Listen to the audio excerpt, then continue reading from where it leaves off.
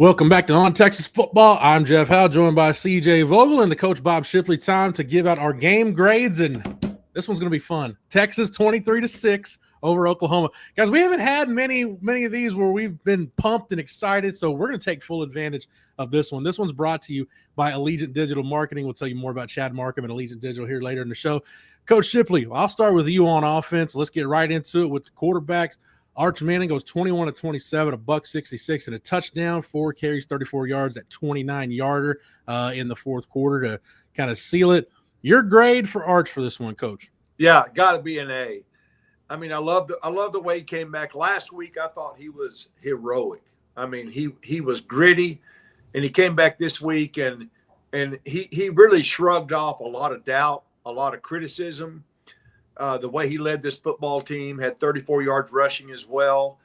I can't say enough good things about him. I'm so glad he's on our team, and two great quarterbacks battling each other tonight, or yesterday afternoon, I guess. But the fact that Arch Manning came out the way that he did, I thought was very fitting for him and very positive for our football team. Yeah. CJ, looking at some of the advanced stats from this game, in the short game, passes 5 yards or less, Arch was 15-15. We talked about it, the short game, the quick game hadn't been there for Texas. And we'll get to Trey Wisner here in a minute, but there was a couple of big-time checkdowns. Arch hit Trey Wisner on in the second half that led to some big gains, led to some third-down conversions. He had the touchdown throw to DeAndre Moore, just threw some bullets there on that drive in the third quarter. CJ, you agree with Coach, this one an A performance? Yeah, I'll give him an A. You know, again, that's a tough environment to play in as a quarterback, especially when playing on the road hasn't been necessarily what you've succeeded in, and two, you've had a lot of experience in. So for Arch to grow as the game went was very encouraging for me, especially after a slow start. I'm sitting there thinking, oh boy, you know, you kind of have a scoreless first quarter. You look back to Ohio State, you say, is this going to snowball into another drought offensively? And credit to Arch. I thought, again, we've seen him grow as these games have gone on. He's looking more and more like the quarterback that Texas fans expected coming into the season. And what gives me the utmost confidence about this is his play on third down. I mean, just any third down. Point to a number of them. He was spectacular. The throw to Livingston on the sideline was probably my favorite of the day. The check down to Wisner, the touchdown to Moore, all on third downs. And he finished the game, how about this, 10 of 12 passing. You take that. That's how you close out big victory games like this. He's ascending in my eyes. 11 for 12 for $117 and a touchdown. Those were Arch's numbers on third down. You do that in this game, you get an A performance. And Coach, real quick, we'll end with Arch. We've talked about him. He's had some of these streaks where you've got long streaks of incompletions. His longest streak without a completion, 2 attempts on Saturday. Yep. He had a run where he completed 5 in a row, another one where he completed 6 in a row. To CJ's point, he completed his last 4. Couldn't ask for more from your quarterback in a rivalry game. And by the way, in case you need to keep track of such things, since Peter Gardere went 4-0 against Oklahoma during his career, the only quarterback in the history of this rivalry to do that, by the way, Arch joins James Brown, Major Applewhite, Colt McCoy, Gerard Hurd, and Quinn Ewers as Texas quarterbacks to win their first Red River start against Oklahoma. So I'm with you guys. It's an A. It's an A for Arch. Let's go to the running backs, and I want to see what you guys give Quintravion Wisner. He goes for 94 yards on the ground. I was really upset with a couple of, it wasn't his fault. He had a couple of negative plays there. It cost him 100 yards, but still finishes with 94 on 22 carries. Catches 5 balls for 34 yards. And CJ, I want to start with you because we can now bury the stat because the Texas running back room got a 20-plus yard run in this game with Trey taking 1 for 37. So I'll start with you because we can stick a fork in that stat. Yeah, thank goodness I can put that one out. I can delete it out of my notes app and move on. I believe it was 189 rush attempts in a row without 2 running backs that did not go for 20 yards. That was a race. That's done. We're in the past. Trey with a 37-yard rush. Huge play for Texas at the moment. I thought for the running backs, it's probably a B-plus for me. It wasn't perfect. But Trey specifically, I thought was fantastic with the ball in his hands, creating after the play. I'm excited to watch or see the PFF numbers and see how many missed tackles he had because it felt like every time he had the ball out on the perimeter, He was brushing off arm tackles. He was getting loose. He was finding ways to fall forward, and that's encouraging. The one concern I do have, maybe this is towards Sark, maybe this is just playing a good defense. Texas had 5 plays, screen plays, check downs, whatever, passes that were negative yards. Now, again, playing good defense, that triggers very quickly, but you got to have some sort of alternative to that, a double move perhaps, something that allows these guys to take advantage of aggressiveness. On top of that, the other running backs, it wasn't a great day. They didn't have many opportunities. I also start to wonder what that growing curve might be like for those youngsters with Jarrett Gibson, Christian Clark, with James Simon when it comes to running that outside zone. Trey's really good at it. How can you get those other guys up to speed in that same scheme approach from Kyle Flood and Steve Sarkisian? Coach Shipley, what you got for the running backs? Yeah, I've got a solid B. Solid B.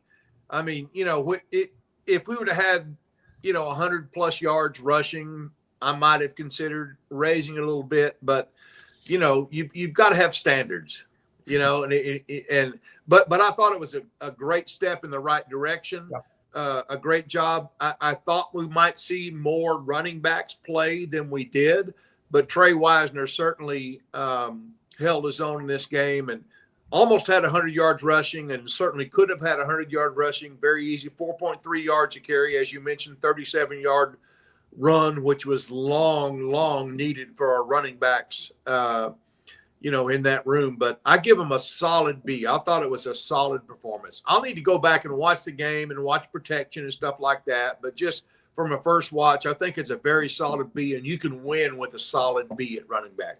I agree. I'm going to match CJ's B+ because Trey got to 99. He had his last carry went for -5, so he was right there and then got knocked off. I'm with you, Coach. I maybe would have given that group an A if Wisner gets to 100. But I just thought the catches he made on those third downs to maximize plays, to make plays for his quarter. We talked about it. Guys need to step up and make plays for Arch, and Trey Wisner did that in the Texas OU game. Coach, I'll start with you on the receivers. We've gotten some of these games where you'll see a guy might have a high number of targets and not enough catches. Ryan Wingo, 5 targets, 5 catches. Wisner, 5 targets, 5 catches. DeAndre Moore, 3 targets, 3 catches. Livingston, 3 targets, 2 catches. Accurate day for a quarterback, Coach, but I'll let you give the grade. It's been a while since we've seen receivers make contested catches and be there in scramble drill situations for Arch like they were against OU. Yes. Again, it was a great day for the receivers, a very solid day for the receivers. I give them a solid B+, simply because I want to save room in there for a big game, where we've got, 100+ yards receiving from, someone and so forth. But it's a solid B+ for me for the receivers. I thought they did a good job blocking. I thought they did a good job catching the ball. We didn't have any, really big. We had a 24-yarder to DeAndre Moore was the longest play of the day, but still a good solid game for the receivers. I don't want to take anything away from them. If I did, I'd give them a C, but it's a solid B+ for me. CJ, you mentioned it in our quick recap. Maybe the biggest catch a receiver had was the one where Texas coming off the goal line. They got the third down. Arch has a scramble, and Parker Livingston makes a really good catch, toe tapping on the sideline. Again, to Coach's point, not necessarily the huge plays in terms of explosives that are show up on a stat sheet, but a lot of just hidden really big catches for this receiver group. Huge plays in regards to momentum and establishing drives and carrying them out longer on the field. That's absolutely what it was. And I'll give them a B plus even. Again, the long explosive plays weren't there, but that's okay because Texas didn't necessarily test Oklahoma all too much. Now we could talk about that, but I loved what I saw. Get the ball out. Do not let that pass rush cave in on Arch Manning. Allow these guys to create after the catch, and they did. My favorite part of today, and the thing that I'm most encouraged by moving forward is this. When Arch does scramble, we saw multiple times these wide receivers helping him out in the scramble drill. There's a connection building right now. They're getting more familiar with what Arch wants to do when he leaves the pocket. And as a result, Texas was able to benefit with exactly that in a number of key situations. So for me, a B+ is probably where I'm sitting here. You got to clean up an Emmett Mosley hold, get the tight ends more involved. I also didn't love 12 personnel early on in this game. Yeah. I thought Texas was scrunching up too much. And when you're not going to stretch the field vertically, well, there's all 11 in the box essentially. And the threat of a run game is completely voided when you can't run the football and your tight ends are no longer looked at as mismatches because opposing defenses are playing nickel coverages still. So that was frustrating to begin, but as the game grew and the rhythm became very clear, Texas found its way into what I believe to be a very solid day offensively. Yeah, if you group the tight ends together, I'll probably give it a B. You know, other than that early catch by Jordan Washington, just not a ton of production in the pass game from that group. And like you said, CJ, it just seemed like they were more effective in 11 personnel today, utilizing bunch formations and spreading things out for Arch a little bit. So I'll go with a B. Coach Shipley, start with you on the offensive line. OU does finish the game with 12 TFLs, but yeah, if you'd have told me that, hey, there's going to be a point in the second half where Texas will get enough rhythm in the run game to where they can start leaning on Oklahoma, yeah, I thought Texas might win by 17 points, and that's pretty much what happened in the second half. Yeah, I give them a solid B. What wasn't perfect performance, but considering the progress they've made, they gave up 1 sack, I think, for Arch for the day, and I see improvement, and that's what I wanted to see.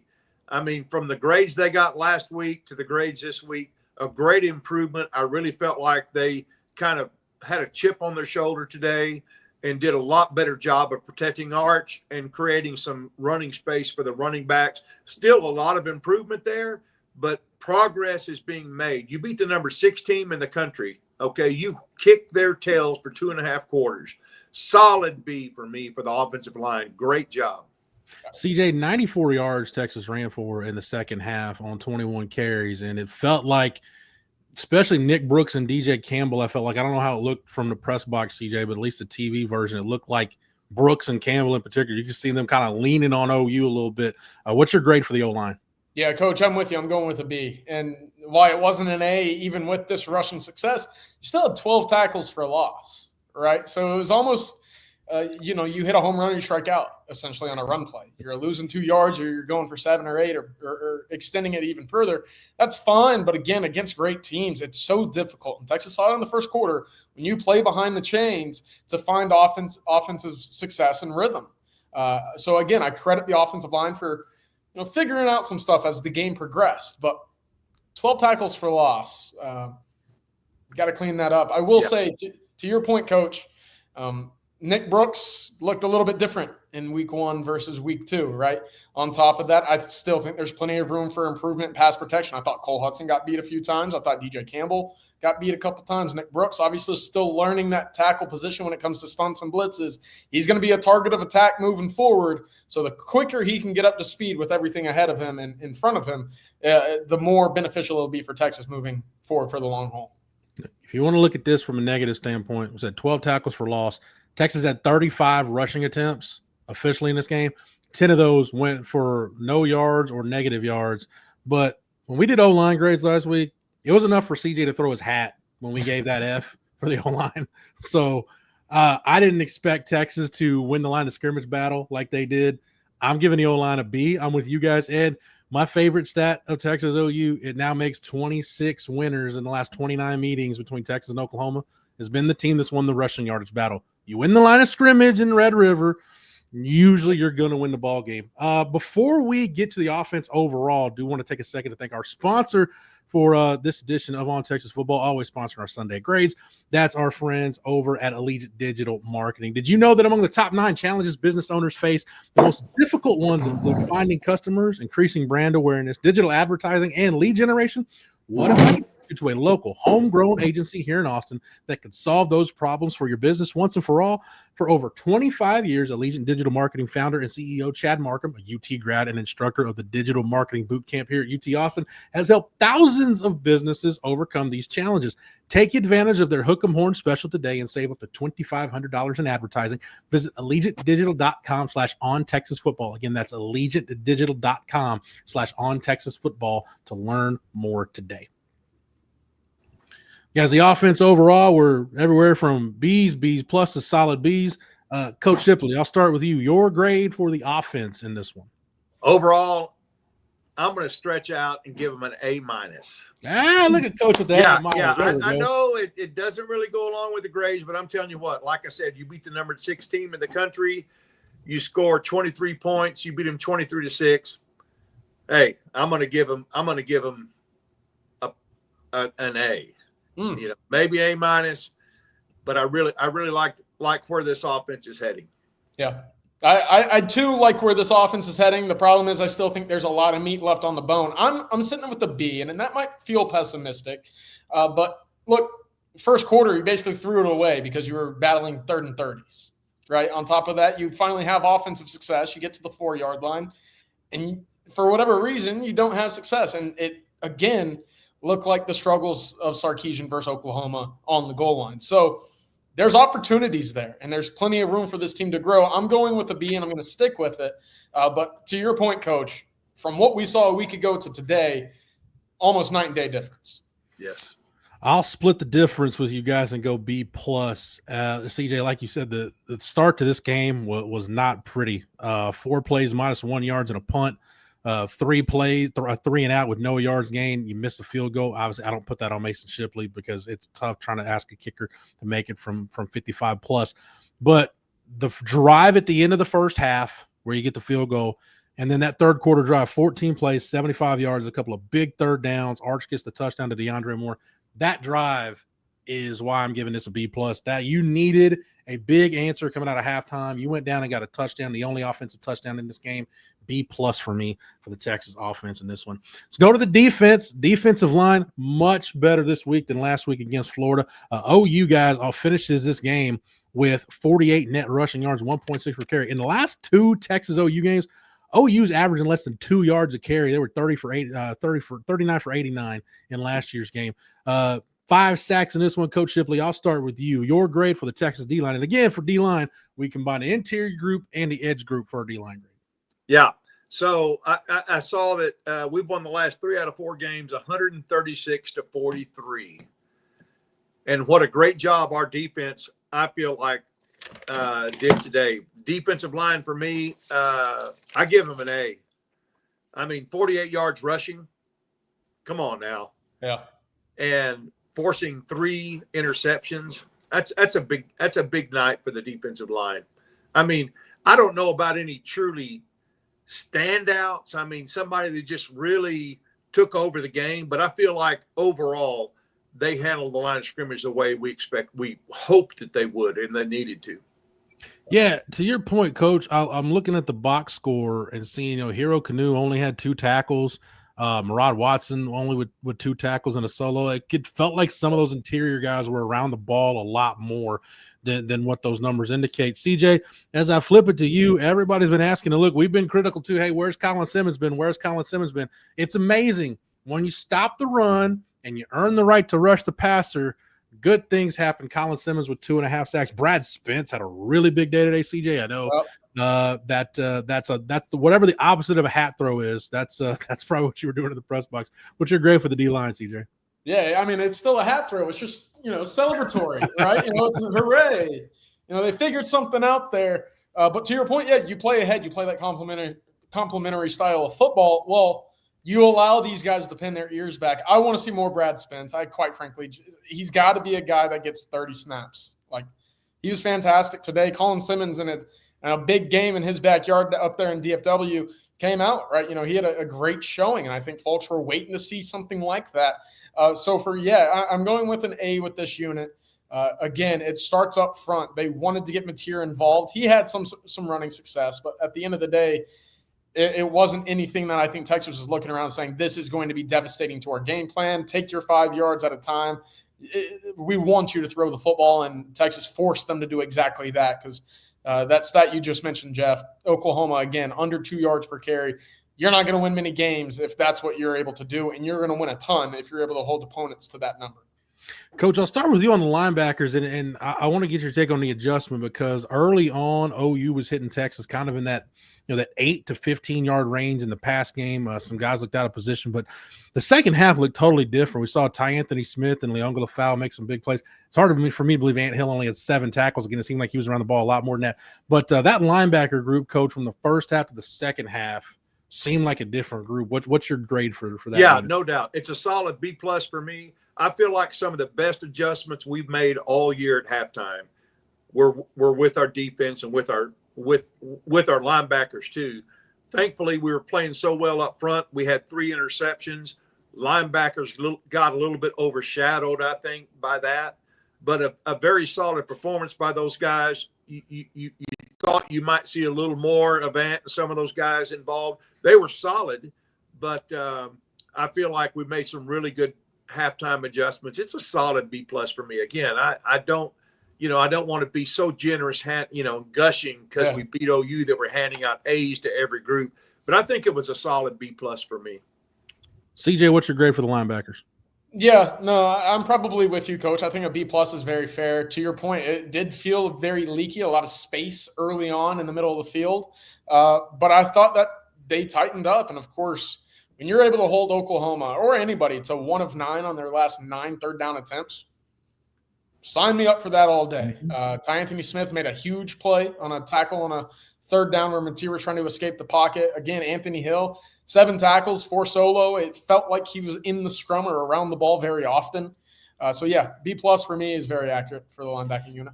Yeah, I'd probably go A for the D line, and I'm with you guys. Probably B+ for the linebacker group.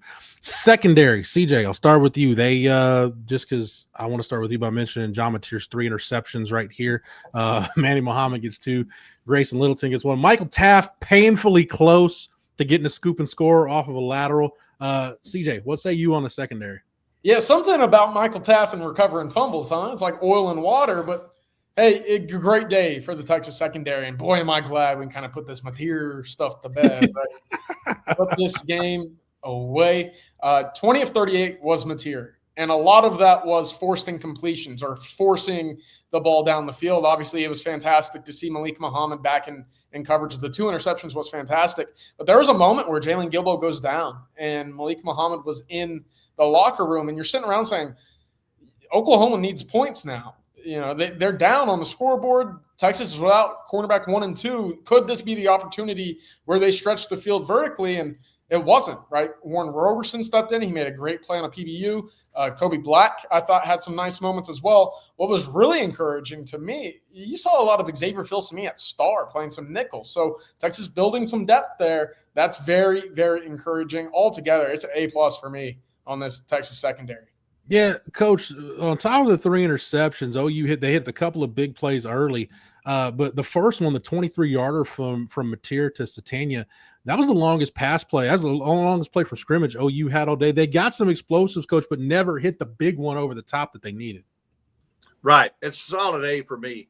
I mean, and not that it couldn't have been an A+, but it's certainly an A for me. I think that, the fact that you get a guy that's in the talk for Heisman, and you pick him off 3 times in a game, the magnitude of this game, it's a solid A for me for those guys. Yeah. I'm starting to think you probably don't want to be labeled the Heisman front runner because every time that happens, somebody doesn't perform. But yeah, I'm with you guys. I'll probably go B+, A- on the secondary. Defense overall, CJ, you hold OU to 3.7 per play. You win the rushing yardage battle. Turn them over 3 times, 5 sacks, 7 TFLs. What's your grade for the defense? Whew. Keep going, Jeff. That was fun. I'm going with an A+. Again, 0 touchdowns allowed. That's it. I don't care about anything else but the points. And for the 3rd year out of 4 times going up to Dallas, Texas leaves without allowing a touchdown. That is fantastic. That is how you start to dominate rivalries. And right now, Texas defensively is doing exactly that. On top of that, look, you got a lot of guys with a lot of experience now. They're starting to grow in their own right. I was very encouraged by this Texas defense. They're going to keep Texas in the game, as we've talked about. And as this offense continues to find its rhythm, that's how quickly Texas can really start to separate on the scoreboard for a lot of these games. Coach, to CJ's point, I got to go back in the Red River history. Fine. When's the last time Texas held Oklahoma without a touchdown for 8 consecutive quarters? Yeah, This is a heck of a run by this defense. It's been a long, long time. There's no doubt about that. And, we broke a lot of streaks, not very many times has Texas won as a home team back-to-back, which is no big deal. I mean, the jersey color you're wearing, it doesn't really matter. But anyway, it's a solid A for me with this defense. I mean, we have an SEC defense if we play the way we did today. I'm talking about a defense that could play for an SEC championship, potentially, the way we played today. Hopefully after the ups and downs of this season, last week to this week, we'll keep that chip on our shoulder and keep continuing to improve. But it's solid A for me. CJ, I'll start with you on the special teams because, look, I know we've been – and everybody that's commenting on the message board over at ontexasfootball.com has done the same thing. Everybody's been critical of Ryan Niblett, including the first punt where he let it bounce. Yeah, he told us all to where to stuff it on the 5-yard punt return.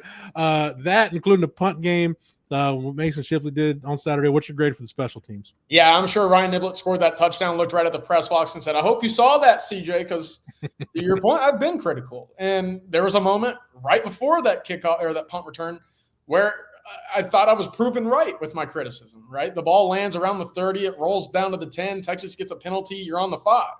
It's like, pick the ball up. Because it turns out when he picks the ball up, good things happen, right? He catches the punt. He gets some fortunate, blocks on that return. He bounces off a few guys, and he's gone to the races. So that's what I want to see. You got speed. You're talented. Use that. So for Ryan Niblett, for special teams in general, even with the punt return, it's a B. You still miss 2 kicks. You still kick the ball out of bounds on a kickoff. Yeah. So it's a B. But there's some highlights in that.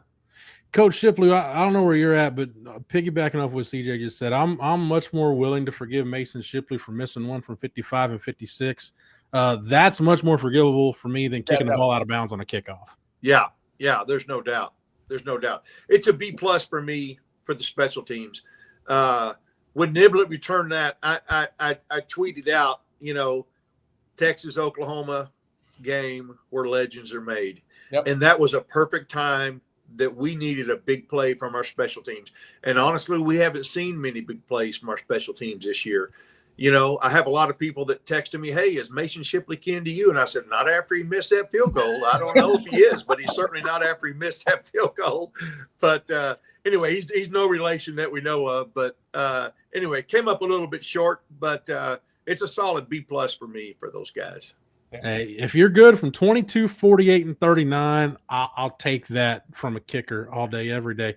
I'm going to go A- for special teams, honestly. I'd have given it an A, but special teams, you can blame Will Stone for that, for kicking the ball out of bounds. So we'll try to fix that against Kentucky. Guys, as we wrap it up, CJ, I'll give you the floor first. Any final thoughts as we wrap this up? Yeah, Coach, you could speak on it.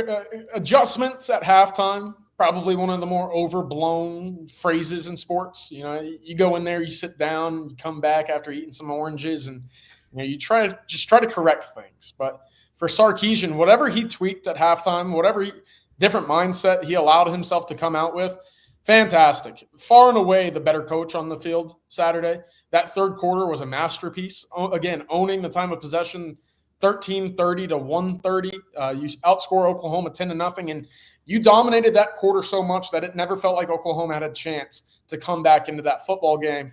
That was fantastic. That was a positive to see, especially after all the talk of how long third quarters have been a pain in the side of Sark and the Texas Longhorns. So that was great. And for this team to get some mojo back, a big victory in a rivalry game, let's see if they're able to parlay that into a little bit of a midseason run here, because right now, checking some of these SEC scores, this conference is going to be pretty wide open moving forward. Coach, CJ's final thought was the dominant second half. What's yours? Yeah, there's no doubt. You got to remember, this was a 5-0 Oklahoma team ranked number 6 in the country. It wasn't a patsy. We had three soft games, and then we came up against a Florida team who was ready to play us. I don't know that we were quite ready to play them. But for us to come out and beat the number 6 team in the country the way that we did, 23-6, not allowing a touchdown for the second year in a row, I mean, I really am anticipating. I predicted a win. I don't know about you guys. I predicted a win. Although I predicted 24-21, I didn't know our defense was going to play as well as they played. But anyway, I think it's a great step in the right direction for our program, and I think it will quieten down a lot of the negativity around the program and the criticism of the coaches and the criticism of Arch. And listen, the one thing about OTF, we're fair. I mean, when there is credit due, we give it. But when there's criticism, we give it too. You know, I mean, we just call it like we see it, which is why not everybody predicted Texas to win, because I don't know that. I mean, I'm going to tell you what, I just predicted them to win just because I just have a hard time predicting us to lose. I didn't know that we could win. If Mateer was playing, I told somebody today at soccer this morning at a grandkid soccer game, if Mateer's playing, we ain't going to win. I don't think we're going to win. We did. And so great things ahead for us. I think it's certainly a step in the right direction. Look, you won line of scrimmage. You won the turnover battle. You're better than OU situationally. You're better than them in the kicking game. And to your point, Coach, look, we can all agree. His first 5 games was not fun. It was hard to find silver linings in those first 5 games. But as you get to the halfway point, winning this game has done everything that we thought it would, because all of a sudden you're 4-2 overall. You're 1-1 in conference. And you look at the rest of the league, to CJ's point, we'll see how these late night games finish out. Everything's right there for you, as opposed to losing this game and we're already thinking of 2026. Your goals are still in front of you, and you've got a chance to have everything in front of you by the time you get back home to play Vanderbilt on November 1st. All right. CJ, Coach, thank you guys for the knowledge and expertise. As always, thank you to Matthew behind the scenes for producing it. Thank you to Chad Markham and Allegiant Digital Marketing for sponsoring it. If you're not a member, over at ontexasfootball.com, plenty of Texas OU talk over there. Sign up using the promo code OTFOG, and that'll get you 1 year of access for $39.95. Make sure you like this video and that you're subscribed to the On Texas Football YouTube channel. That way, whether it's here on the channel or on the site, you're not missing any of our coverage before, during, and after every Texas game this season. For CJ, for Coach, for Matthew, for the entire On Texas Football staff, I'm Jeff Howe. Thank you so much for watching and listening. And until next time, welcome.